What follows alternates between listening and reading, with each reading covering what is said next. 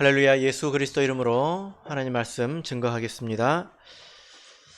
우리 다 같이 하나님 말씀 잠언 11장 16절에서 31절까지 말씀을 다 같이 찾겠습니다. 잠언 11장 16절에서 31절까지 말씀을 우리 한 절씩 교독하도록 하겠습니다. 16절. 유덕한 여자는 존영을 얻고 근면한 남자는 재물을 얻느니라.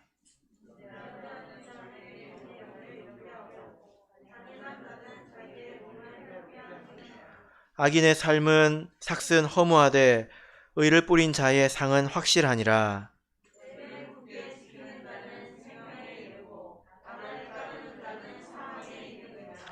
마음이 패려한 자는 여호와의 미움을 받아도 행위가 온전한 자는 그의 기뻐하심을 받느니라.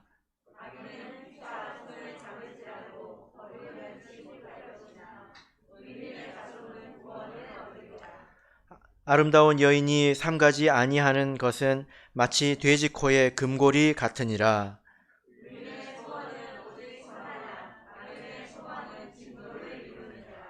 흩어 구제하여도 더욱 부하게 되는 일이 있나니 과도히 아껴도 가난하게 될 뿐이니라.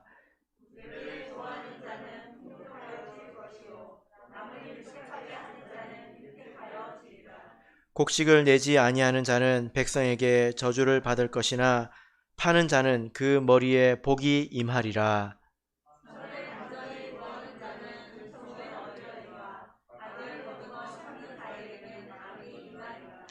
자기의 재물을 의지하는 자는 패망하려니와 의는 푸른 잎사귀 같아서 번성하리라.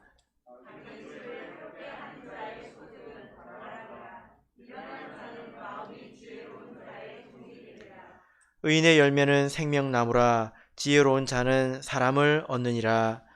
보라, 의인이라도 이 세상에서 보응을 받겠거든 하물며 악인과 죄인이리요. 아멘. 네, 오늘 이 시간은 성공을 위한 역설적 선택이라는 제목으로 하나님 말씀을 증거하겠습니다. 요즘 이 시대, 세상의 흐름을 알 수 있는 그런 단어들이 있습니다. 요즘 사람들이 많이 쓰고 있는데요.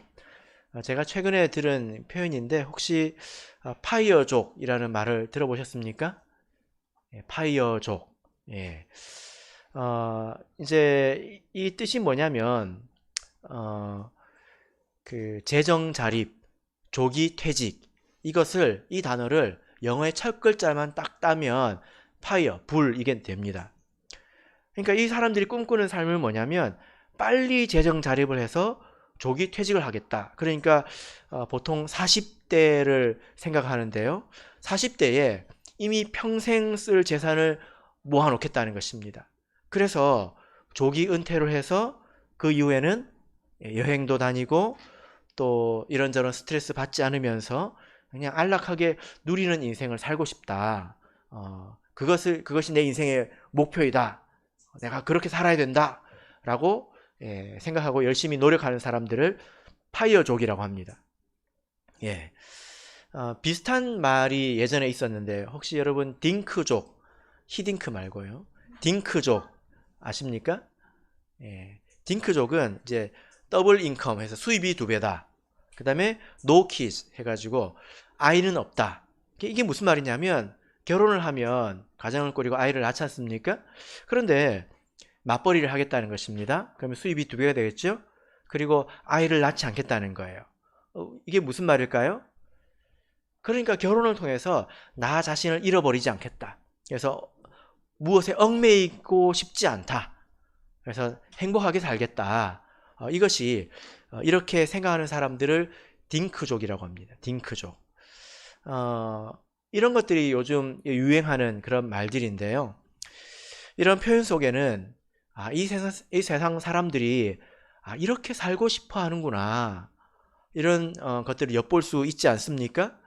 사람들이 아주 행복하게 살고 싶어 하는 것 같습니다. 그렇죠? 그렇게 행복하게 살려면 제일 필요한 게 뭐죠? 뭐니 뭐니 해도 머니가 제일 필요하죠. 그죠? 예. 그래서 어머니, 할머니잖아요. 돈 나오니까. 예. 어, 그래서 이렇게 생각하는 사람들은 어떻게 사냐면 극단적으로 아낍니다. 그리고 어떻게 내가 이 돈을 불려볼까 하고 열심히 그것을 찾아다니죠. 그죠? 세상 사람들이 대체적으로 이런 방향으로 살아갑니다. 우리가 그런 세상 가운데서 살다 보니까 마음이 급해질 때가 있죠. 예, 그리고 또 마음이 심지어 더럽혀지기도 합니다. 혹시 그렇다면 우리가 오늘 이 말씀을 듣고 우리가 마음을 깨끗하게 해야 되겠습니다. 자, 오늘 우리 잠언 11장 16절부터 31절까지 읽었는데 이 말씀은 크게 세 단락으로 나눠볼 수가 있습니다. 자, 16절을 보시면 유덕한 여자가 나오죠. 유덕한 여자라고 하는 것은 덕이 있는 여자, 덕을 베푸는 그런 사람을 말합니다. 또 22절을 보시면 아름다운 여인이 나옵니다. 그래서 여자로 시작해서 여자로 마치는 한 단락입니다. 그래서 여기 보면 이 내용이 뭐냐면 덕을 베푸는 사람과 또 덕을 베풀지 않는 사람을 지금 대조하고 있는 것입니다. 이 맥락 가운데서. 그래서 여기 보면 유덕한 여자, 이렇게 여자라고 했는데 여자는 보통 잠언 안에서 지혜를 상징합니다. 그래서 지혜를 여자처럼 등장시키고 지혜와 반대되는 여자가 하나 나오죠. 잠언에서 그것을 음녀라고 잠언에서는 이야기하고 있습니다. 그래서 여기서 유덕한 여자라고 하는 것은 단지 덕을 베풀기 좋아한다는 것이 아니라 진짜 지혜가 있다는 그런 의미로 하시는 말씀이고요. 자, 16절에 보면 이제 근면한 남자가 나오죠. 그래서 근면한 남자, 그러면 좋은 뜻인 것 같은데 사실 원문으로 이렇게 보자면 근면한 이 뜻은 포악하고 무서운 이런 뜻입니다. 반대말을 지금 하고 있는 거예요. 그래서 유덕한 여자와 이 포악한 남자를 대비하고 있습니다. 그 다음에 17절을 보시면 인자한 자와 잔인한 자를 대비하고 있죠. 그리고 18절을 보면 악인과 의인을 대비하고 있는데 사실 이게 다 같은 말입니다. 그래서 이 16절부터 22절까지 말씀을 우리가 읽으면서 이 두 바구니에다가 담을 수 있어요. 이것은 유덕한 여자에게 베푸는 사람에게 해당되는 말이구나. 한 바구니. 또 이것은 베풀지 않는 사람에게 해당하는 말이구나. 이쪽 바구니 넣을 수가 있습니다. 그래서 이 말씀을 쭉 정리해 보면 이 두 바구니에 담기는 것을 볼 수 있는데요. 예를 들어 보면 이제 쭉 16절부터 읽어보면 유덕한 여자는 이제 존귀와 영광을 얻게 됩니다. 이런 사람은 인자한 사람이고 자기의 영혼을 이롭게 하는 사람이죠. 그리고 이런 사람들은 의를 뿌렸다라고 말할 수 있고 그들은 확실히 상을 받습니다. 이렇게 일관되게 볼 수 있다는 것입니다. 자, 이렇게 한 덩어리로 이렇게 나누고요. 23절부터 27절까지는 이렇게 덕을 베푸는 사람, 또 이렇게 자기만 아는 사람, 이런 사람들은 사실 각자에게 소원이 있기 때문에 그렇게 행한 것이라는 것을 말하고 있습니다. 두 가지 소원을 말하고 있습니다. 그리고 그 소원이 삶에서 어떻게 구체적으로 드러나는지를 설명을 하고 있습니다. 그리고 28절부터 31절까지가 마지막 단락인데 여기서는 인생의 성공과 실패, 결론에 대해서 말하고 있습니다. 이것이 오늘 말씀의 대략인데요.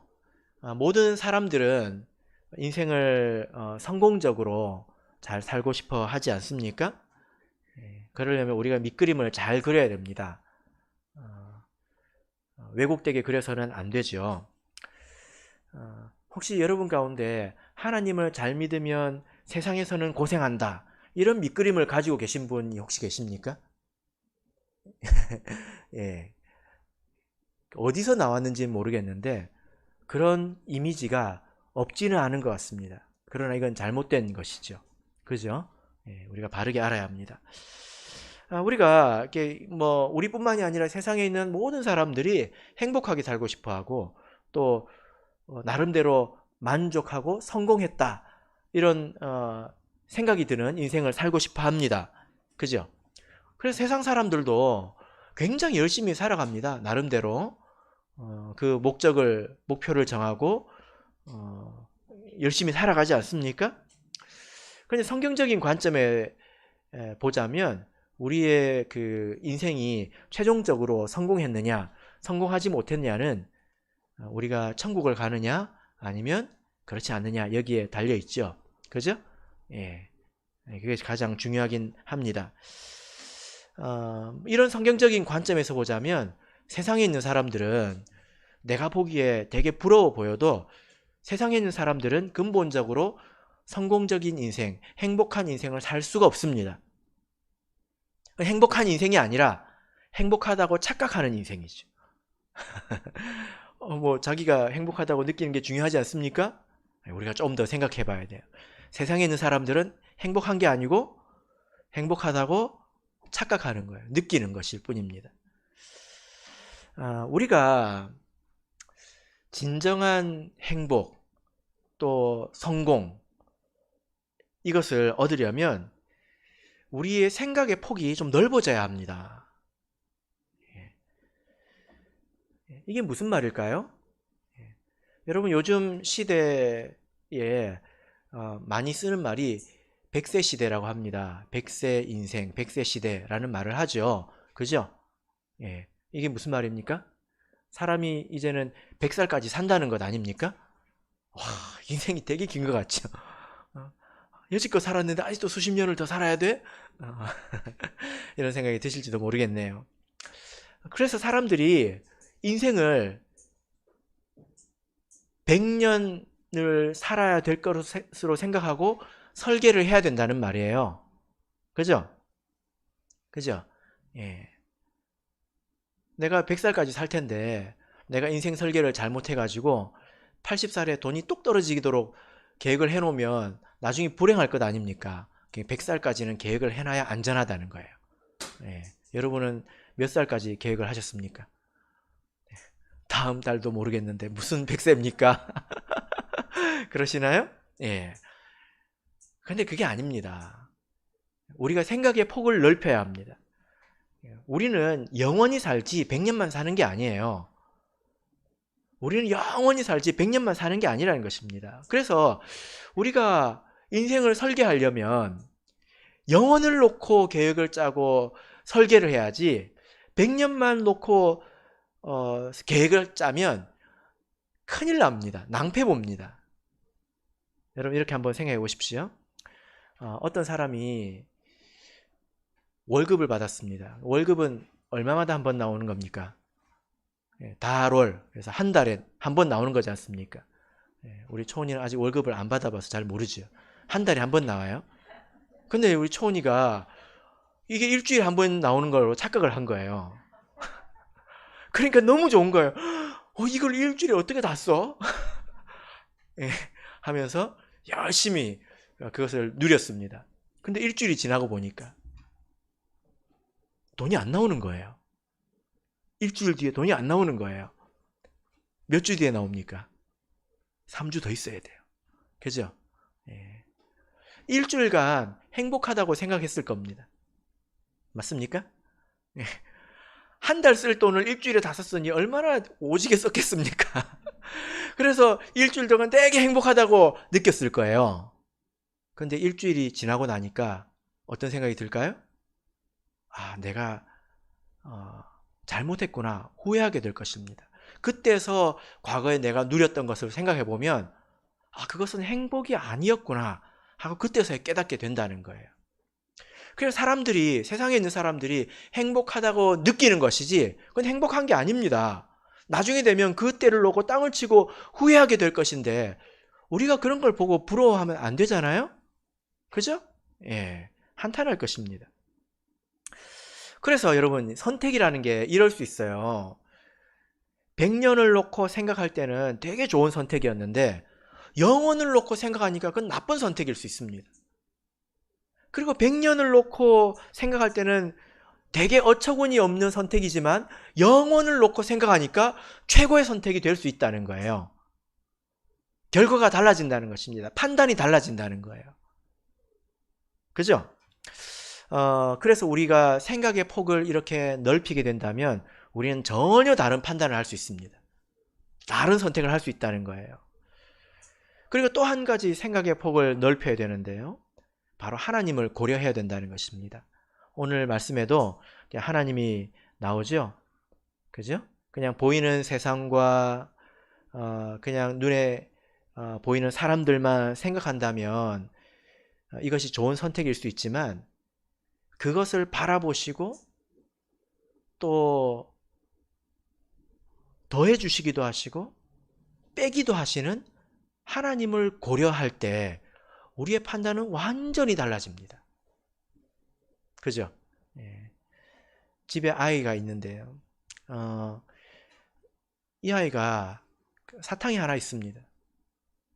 근데 그 아이가 이 사탕을 자기 입에 쏙 넣으면 그거밖에 아니지요. 근데 이것을 아빠가 보는 앞에서 동생에게 양보를 했어요. 그러면 얘는 아는 거예요. 10개가 생길 수 있다를 아는 거예요. 와, 이런 아이 혹시 여러분 집에 있습니까? 아이들은 모르는데 여러분들은 알아야 돼요. 그런 거를. 그렇게 사는 방법이 있다는 걸 깨달아야 된다는 겁니다. 그 사탕 10개가 당장 생기지는 않겠죠. 그러나 반드시 온다는 걸 알아야 합니다. 이렇게 부모를 고려하고 선택할 수 있다고 하는 것은 대단히 지혜로운 것이죠. 근데 우리는 인생이 100년이라고 여러분 100년만 사실 분 여기 계십니까? 아무도 안 계시잖아요. 그 다음에 하나님이 있다는 걸 모르는 분 계십니까? 아니잖아요. 그러니까 우리는 이런 고급한 지식이 있기 때문에 아주 훌륭한 지식이 있기 때문에 우리가 사람들은 이해할 수 없는 그런 선택을 우리는 할 수 있다라는 것입니다. 세상 사람들은 이해할 수 없는 선택을 우리는 할 수 있다. 행복과 성공을 위해서. 그게 뭡니까? 오늘 본문의 말씀을 통해서 보자면 바로 덕을 베푸는 것입니다. 그리고 흩어 구제하는 것입니다. 여러분 이것은 세상에 있는 도덕책에도 나오는 말이잖아요. 그죠? 근데 이것을 그렇게 생각해서는 안 됩니다. 우리가 도덕책에서 배웠던 내용들과 성경의 이런 교훈을 같다고 여기면 안 됩니다. 분명히 다르지요. 도덕책에서도 양보해라, 배려해라 이런 것을 가르칩니다. 또 제가 애들이 어렸을 때 그 어린이집, 유치원 다닐 때 보니까 그 무슨 성품 학교 해가지고 아이들에게 뭐 한 달에 한 가지씩 성품을 주제로 계속 그 가르치는 그런 데도 있더라고요. 그런 이야기를 성경에서 반복하고 있는 것일까요? 다릅니까? 그럼 뭐가 다릅니까? 뭐가 다릅니까? 세상에도 이런 이야기는 있다는 것입니다. 제가 예전에 그 회사에 다닐 때 한번 교육을 받은 적이 있었는데요. 이런 내용이었습니다. 배려하고 양보하고 이런 인성에 관한 그런 교육이었습니다. 많은 사람들이 이제 유명한 강사를 모셔놓고 강의를 들었는데요. 근데 어떤 사람이 손을 들었습니다. 그리고 질문을 했어요. 뭐라고 질문했냐면 좋은 말씀인데 내가 정말로 그렇게 살아야만 하는 절대적인 이유가 있습니까? 하고 이렇게 물어보는 거예요. 배려해야 된다, 양보해야 된다, 뭐 이런 이야기를 하니까 내가 꼭 그렇게 살아야 될 이유가 있느냐 하고 물어보는 거예요. 그런데 그 주변에 있는 사람들이 다 알았어요. 뭘 알았냐면 저 사람이 지금 딴지 걸려고 하는 소리가 아니라는 거예요. 왜냐면 그 사람은 괜찮은 사람이거든요. 정말로 궁금해서 물어보는 거예요. 네. 그리고 친절하게 사는 분이었습니다. 그런데 내가 정말 꼭 배려하고 살아야 될까? 왜 나는 꼭 그렇게 살아야 될까? 그걸 궁금해서 물어본 거예요. 분위기가 싸늘해졌습니다. 왜 싸늘해졌을까요? 그냥 좋은 말 대잔치였던 것입니다. 좋은 말 대잔치. 우리가 서로 행복하고 그냥 세상이 정말 행복해집니까? 그죠? 그렇게 노력하는 사람들 있지만 그런 사람들 이용해 먹는 사람들도 있잖아요. 네. 우리가 밑도 끝도 없는 그냥 도덕책 이야기 듣듯이 이런 말을 들어서는 안 됩니다. 자, 16절에서 20절까지를 다시 한번 읽어보겠습니다. 16절에서 20절 읽겠습니다. 시작. 유덕한 여자는 존영을 얻고 근면한 남자는 재물을 얻느니라. 인자한 자는 자기의 영혼을 이롭게 하고 잔인한 자는 자기의 몸을 해롭게 하느니라. 악인의 삭은 허무하되 의를 뿌린 자의 상은 확실하니라. 의를 굳게 지키는 자는 생명에 이르고 악을 따르는 자는 사망에 이르느니라. 마음이 패려한 자는 여호와의 미움을 받아도 행위가 온전한 자는 그의 기뻐하심을 받느니라. 예. 자, 아까 말씀드렸던 것처럼 이제 우리가 잠언을 배울 때 잠언을 한 절 한 절 읽어도 됩니다. 그래도 다 말이 됩니다. 근데 이런 맥락 가운데서 읽으면 더욱더 우리가 그 의미를 분명하게 알 수 있는데 이 말씀을 두 개의 바구니에 다 나눠 담을 수 있다. 그 말씀을 드렸죠? 그죠? 그래서 유덕한 여자와 17절에 인자한 자는 같은 사람이에요. 그리고 18절에 의를 뿌린 자와 같은 사람입니다. 무엇을 놓고 의를 뿌렸다고 말을 하냐? 덕을 행한 것을 놓고 말하는 것입니다. 그 다음에 20절에 보면 마음이 패려한 자, 마음이 썩었다는 것인데 패려한 자는 누구를 놓고 말하는 것입니까? 자기만 아는 사람을 말하는 거예요. 자기 입에 들어가는 것만 알고 남이 자기에게 사랑을 베풀어 주기만을 바라는 사람, 그 사람을 패려한 자라고 말하는 것입니다. 우리는 꼭 이렇게 살아야 됩니까? 라고 말할 때 당연하죠. 라고 말할 수 있습니다. 왜 그럴까요? 자, 여기 보니까 20절 보니까 마음이 패려한 자는 여호와의 미움을 받는다. 하나님께서 그를 미워하신다는 것입니다. 하나님은 절대로 움직일 수 없는 기준이 되시는 분 아닙니까? 하나님이 미워하시면 틀렸다는 거예요. 그리고 우리가 하나님께 미움을 받을 그런 짓을 해서는 안 되겠지요. 그리고 여기 보면 행위가 온전한 자는, 이것은 그냥 10계명을 다 지킨다는 뜻일까요? 그게 아니죠. 이것은 덕을 베푼다는 뜻입니다. 그런 사람은 그의 기뻐하심을 받느니라. 하나님께서 그를 보시고 기뻐하신다는 거예요. 이것이 우리가 이렇게 덕을 베풀고 살아야 될 절대적인 이유입니다. 하나님께서 이렇게 선언을 하셨습니다. 중국 신화에 보면 비휴라는 동물이 나옵니다. 한 번도 못 들어보셨죠? 비휴. 저도 그 내용만 알고 있다가 이름을 찾아보니까 비휴더라고요. 그런데 이게 재밌습니다. 용왕의 9번째 아들입니다. 용왕님의 아들이 왜 동물이 됐는지는 모르겠는데 비휴입니다. 그런데 이 동물을 중국 사람들이 되게 좋아합니다. 왜 좋아하냐면 입이 커요. 그런데 똥꼬가 없어요. 그러면 어떻게 될까요? 들어오는 건 넓은데 나가는 게 없으니까 계속 이렇게 퍼지겠죠. 그죠? 그래서 중국 사람들이 좋아한다고 합니다. 뭐 모든 중국 사람들은 아니겠지만 그래서 특히 이 복을 가져오는 짐승으로 이렇게 생각을 하고 특별히 이제 복권을 하는데 이게 많대요. 사람들이 그걸 복되다고 생각을 합니다. 이것은 세상의 생각이죠. 여러분들도 그렇게 생각하십니까?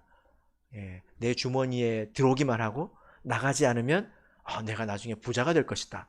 내가 복이 있을 것이다. 그렇게 생각하십니까? 예, 절대 그렇지 않습니다. 그건 하나님을 고려하지 않아서 그런 거예요. 성경에 비슷한 게 나오죠. 비유와 비슷한 게 성경에 하나 나옵니다. 맞춰보십시오. 뭘까요? 예, 동물은 아니고요. 성경에 바다가 하나 나옵니다. 근데 비유 같은 바다가 있습니다. 뭘까요? 사해죠, 사해. 예, 죽은 바다입니다. 실제로 가보면 동물이고 식물이고 하나도 살 수가 없어요. 왜 그런지 아십니까? 들어오는 구멍은 있는데 나가는 구멍이 없어요. 그러면 그 바다가 계속 넓어지겠죠? 안 그렇더라고요. 어떤 일이 생길까요? 계속 증발해가지고, 증발할 때는 물만 증발하지 않습니까? 거기에 있는 그런 이제 그 찌꺼기나 광물들이나 소금이나 이런 것들은 계속 농축된단 말이에요. 그래가지고 눈에 보이지 않는 상처가 있어도 거기에 들어가면 엄청 아픕니다. 찌르는 듯이 아파요.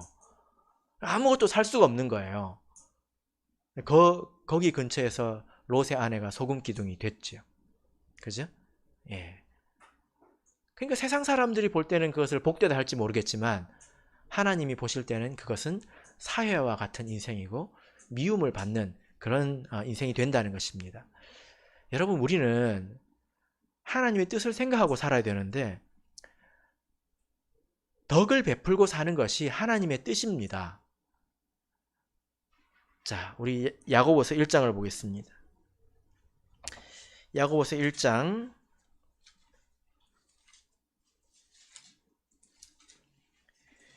27절, 야고보서 1장 27절. 자, 읽겠습니다. 시작.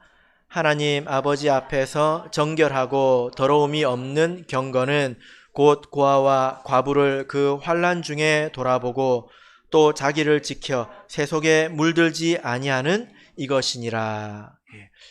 여러분, 하나님을 참으로 바르게 믿는다고 하는 것은 하나님께서 인정하시는 그런 신앙생활은 단지 종교 의식에 충실한 것을 말하는 것이 아닙니다. 무엇입니까? 고아와 과부를 그 환난 중에서 돌아보는 것, 이것입니다. 약자를 돌아보는 것이라는 것입니다. 예수님께서 이렇게 말씀하셨죠. 여러분, 혹시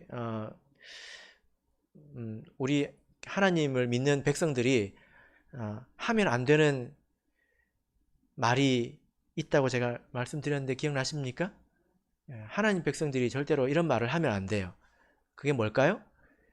내 코가 석자다. 이런 말은 하면 안 됩니다. 제가 학교 다닐 때 연말이 되면 불의 돕기를 하지 않습니까?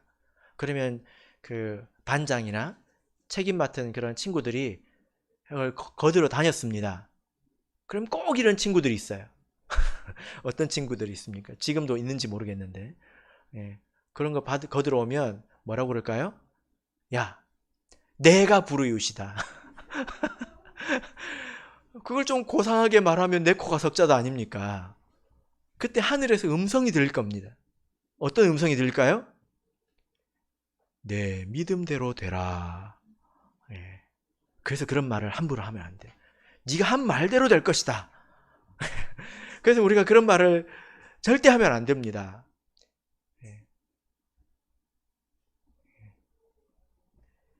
왜냐하면 예수님께서 이런 말씀을 하셨거든요. 누가 예수님의 죽음을 준비하느라 향유를 뿌렸습니다. 그러니까 이 유다가 성질을 뻐럭 내면서 뭐라고 했는지 아십니까? 저것을 300데나리온에 팔아서, 지금 300데나리온이면 얼마인지 아십니까?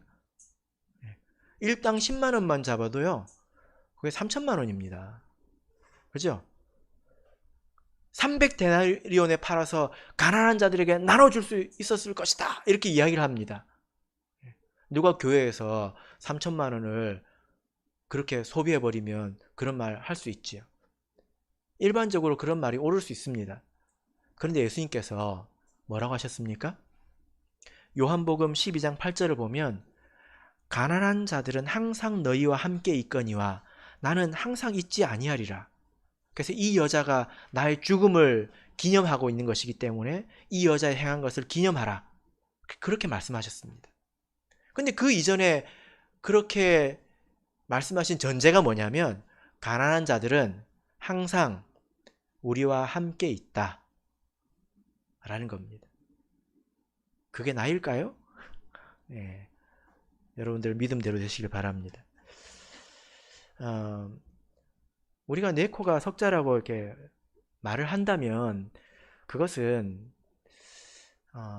어쩌면 내가 너무 교만해서 그럴 수 있습니다. 교만이라고 하는 것은 그냥 뻐기는 것, 그것만 교만이 아니라요. 자기 삶에 대한 어떤 그 기준이 높다는 거예요.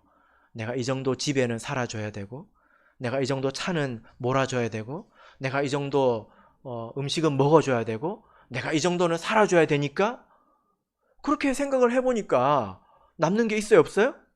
나도 빠듯하거든요. 그러니까 내 코가 석자라고 말을 하게 되는 거예요. 근데 우리가 조금만 자신을 낮추면 여유가 생깁니다. 꼭 소고기 먹고 살아야 되는 거 아니잖아요. 그죠?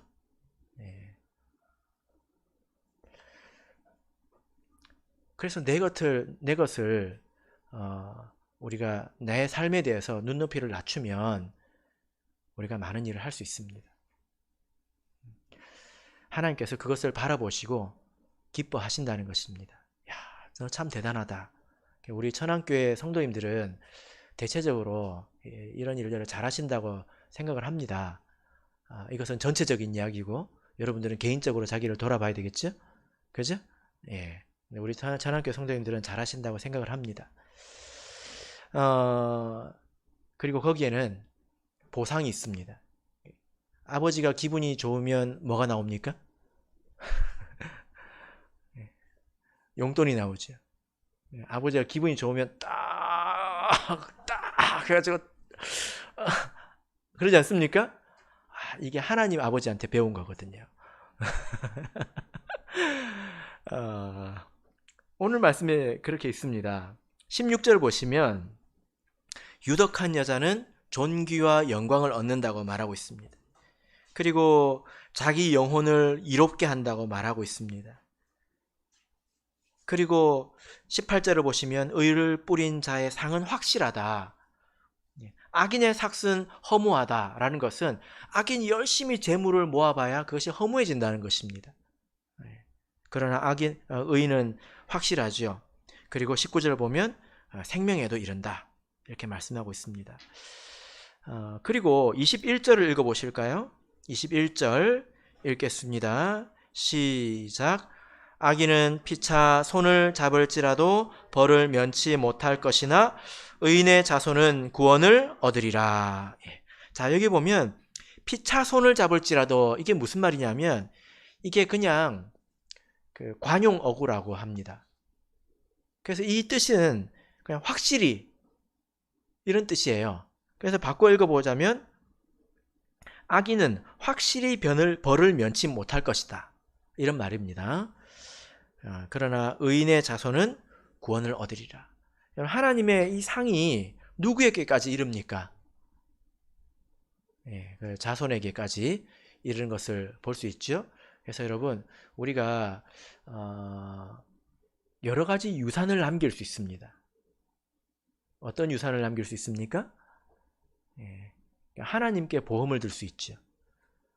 하나님께서 기뻐하시면 하나님께서 그 복을 자녀에게 주십니다. 성경에 아주 유명한 사람이 있습니다. 누구일까요? 사무엘하 9장을 보겠습니다. 사무엘하 9장 10절을 보겠습니다. 사무엘하 9장 10절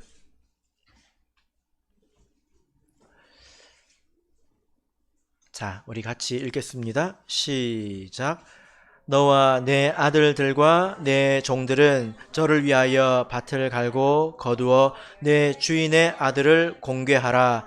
그러나 내 주인의 아들 무비보셋은 항상 내 상에서 먹으리라 하니라. 시바는 아들이 15이요 종이 20이라. 예. 자, 여기 보면 무비보셋이라는 사람이 나옵니다. 이 사람은 얼마나 복이 많은지 이 왕의 상에서 같이 밥을 먹을 수 있는 그런 영광을 얻게 되었습니다. 왕자와 같은 그런 취급을 받게 된 것이죠. 그죠? 예. 무비보셋이 도대체 뭘 잘했길래 이렇게 왕과 함께 식사를 할 수 있는 그런 영광을 얻게 되었을까요? 아마 무비보셋은 솔로몬과 같이 밥을 먹었을 겁니다. 무비보셋이 잘한 게 뭡니까? 아버지를 잘 만났지. 아버지를 잘 만나는 게 중요해요. 하나님 아버지를 만나야 됩니다. 아버지가 누굽니까? 네? 요나단이죠. 그죠? 요나단이 뭘 잘했습니까? 예, 다윗에게 사랑을 베풀었습니다. 다윗이 굉장히 곤경에 처했을 때 요나단이 그를 격려하고 힘을 주지 않았습니까? 단지 친구라서 그런 것이 아닙니다.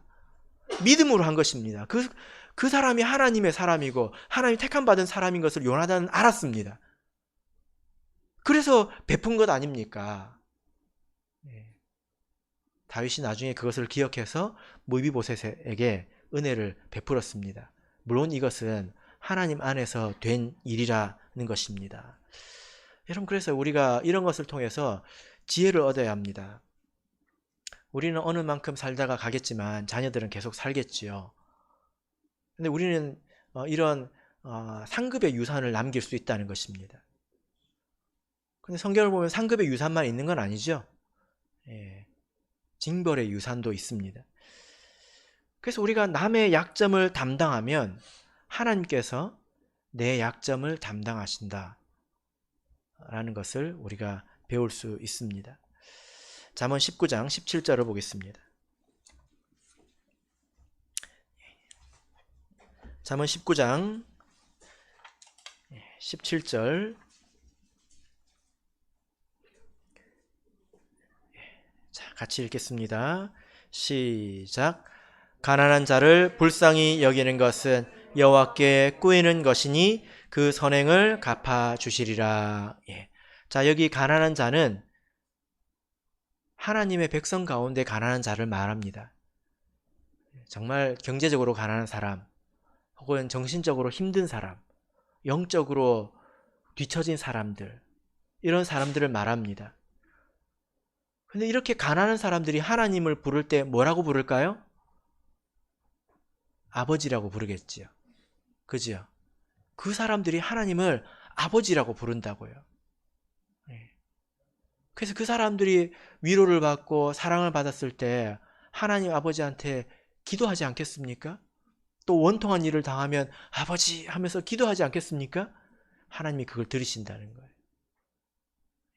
누구든지 참 희한하죠? 아무리 못 놔둬요. 내 자식을 선대해 주는 사람은 이뻐 보여요. 그리우 안 그리우? 제가 이제 3년쯤 되니까 충청도 말을 좀 배운 것 같지요? 그죠? 예. 못 놔도 자식을 이뻐해 주는 사람은 이뻐 보인다는 겁니다. 하나님께서 그래서 빚진 마음을 가지고 갚아주신다는 것입니다. 이것이 우리가 말씀을 통해서 배울 수 있는 지혜입니다. 자, 이제 잠언 11장 23절에서 27절을 읽겠습니다. 자, 23절에서 27절 같이 읽어보겠습니다. 시작. 의인의 소원은 오직 선하나 악인의 소망은 진노를 이루느니라. 흩어 구제하여도 더욱 부하게 되는 일이 있나니 과도히 아껴도 가난하게 될 뿐이니라. 구제를 좋아하는 자는 풍족하여질 것이요 남을 윤택하게 하는 자는 윤택하여지리라. 곡식을 내지 아니하는 자는 백성에게 저주를 받을 것이나 파는 자는 그 머리에 복이 임하리라. 선을 간절히 구하는 자는 은총을 얻으려니와 악을 더듬어 찾는 자에게는 악이 임하니라. 예. 자, 여기 23절을 보면 두 가지의 소원이 등장합니다. 그러니까 사람이 거저 이렇게 베풀거나 또 아끼지 않는다는 거예요. 다 소원이 있기 때문에 그런 것이다 라고 말씀하고 있는 것입니다. 의인과 악인 모두에게 다 소원이 있다는 것입니다. 여러분에게는 어떤 소원이 있습니까? 소원이라고 해서 다 좋은 것은 아닙니다. 내가 바란다고 해서 다 좋은 게 아니라는 것입니다. 또 그것이 그렇게 되라는 법도 없습니다. 우리는 의인의 소원을 가져야 되겠죠.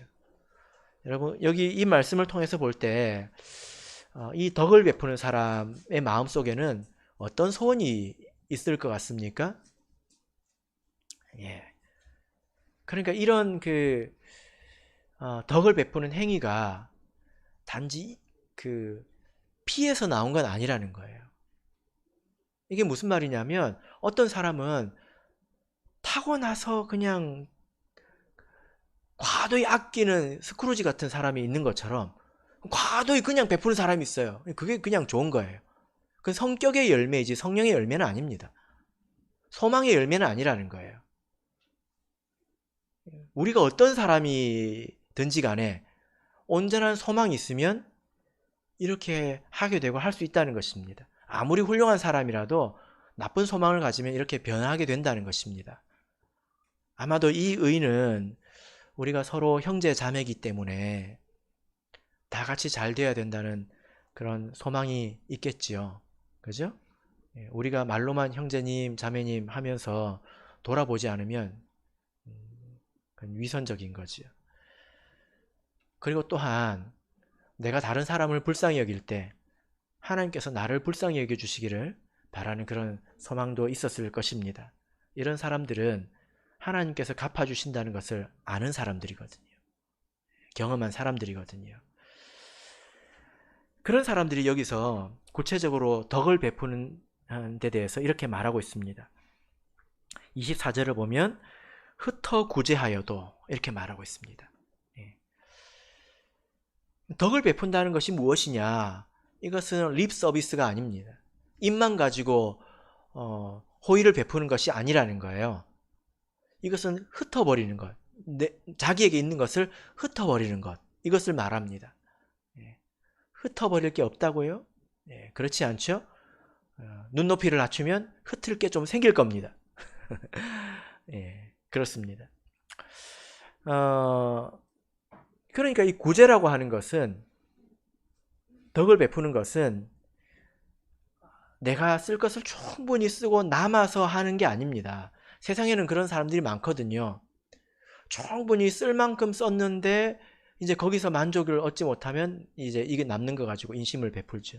거기서 또 자기 만족을 얻습니다. 물론 모든 사람이 그런 건 아니지만 세상에서는 대체적으로 그러죠. 성경에서 말하는 구제는 흩어버리는 거예요. 굉장히 적극적인 것입니다. 누가복음 12장을 보겠습니다. 누가복음 12장 33절을 보겠습니다.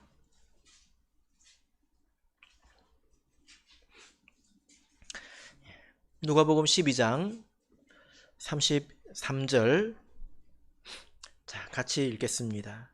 시작.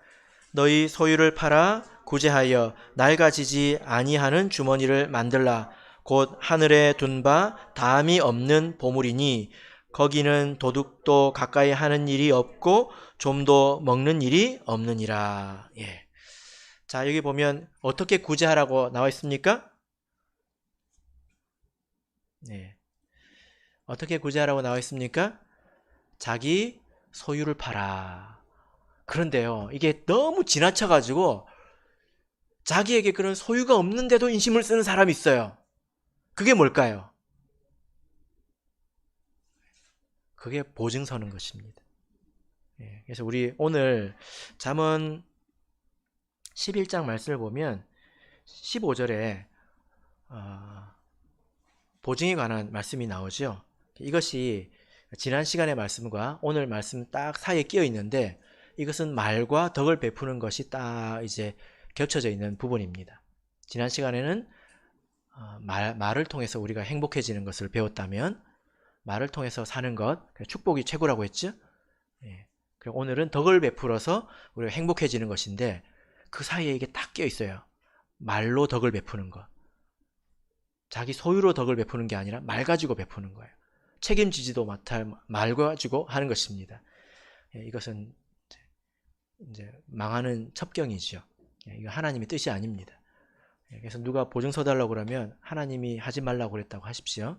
아시겠죠? 네. 말씀의 결론 맺겠습니다. 모든 사람들이 다 행복해지기를 이렇게 바랍니다. 자기가 아는 선에서는 최대한 노력을 하겠지요. 근데 우리는 세상 사람들보다 더 많이 알고 있는 사람입니다. 주식이 내일 오를지 내릴지, 땅값이 어디가 오를지 꺼질지 모르지만 그런 것들은 작은 것들이고요. 우리는 더 중요하고 명확한 것들을 알고 있습니다. 그것이 무엇입니까? 우리는 100년만 사는 게 아니라는 거예요. 또 하나님이 계시다는 것입니다. 하나님이 틀림없이 보상하신다는 것입니다. 이런 지식을 가지고 우리가 세상 사람들은 이해할 수 없는 그런 선택을 할 수 있는 것입니다. 바라옵기는 자기만 알고 또 자기만 채우는 그런 삶이 아니라 하나님 뜻대로 덕을 베풀며 살아가시기를 예수 그리스도 이름으로 축복합니다.